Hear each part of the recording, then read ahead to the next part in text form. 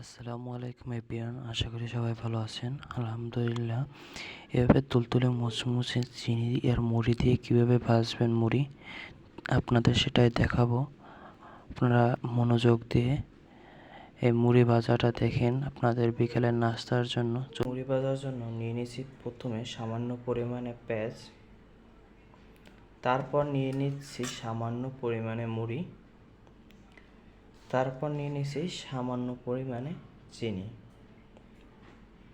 আমি চুলাতে একটি পাত্র বসিয়ে দিলাম, তারপর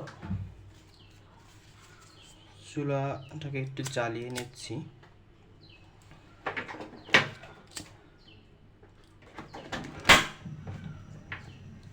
পাত্রটা গরম হওয়ার জন্য চুলার আঁচটা একটু বাড়িয়ে দিলাম। সামান্য পরিমাণে তেল দিয়ে দিচ্ছি। তারপর আমি চুলাতে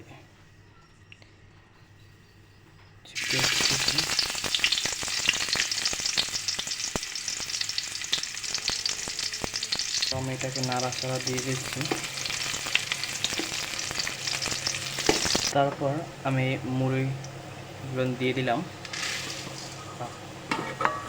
তেলের ভিতর, এটাকে ভাজার জন্য।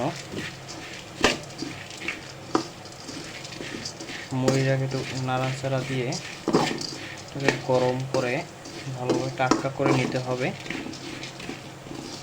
তেলের উপর মুড়িটাকে ভেজে নেবেন ভালোভাবে।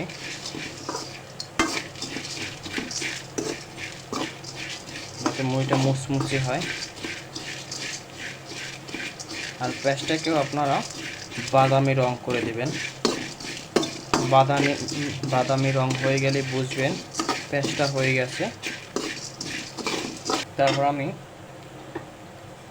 এই যে চিনিটা রাখছিলাম, আপনি স্বাদ মতো আপনি চিনি দিয়ে দেবেন। আমি আমার স্বাদ মতো চিনিটা দিয়ে দিলাম। তারপর চিনিটা দেওয়ার পর এরকম নাড়াচাড়া করে নেবেন, যাতে লেগে না যায়। তার জন্য ভালোভাবে নাড়াতে হবে। চিনিটা চুলারিতে তাপে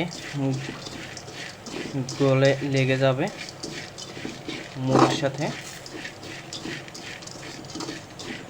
মুড়িটা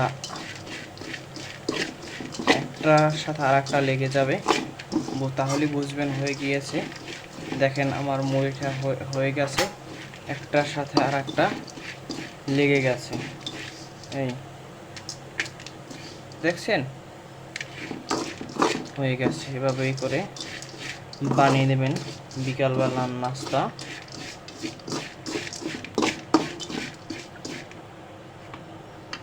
দেখেন কতটা সুন্দরভাবে হয়েছে, কতটা মুচমুচে আপনারা দেখতেই বুঝছেন। একটার সাথে এভাবে একটা লেগে যাবে, তাহলে বুঝবেন হয়ে গেছে।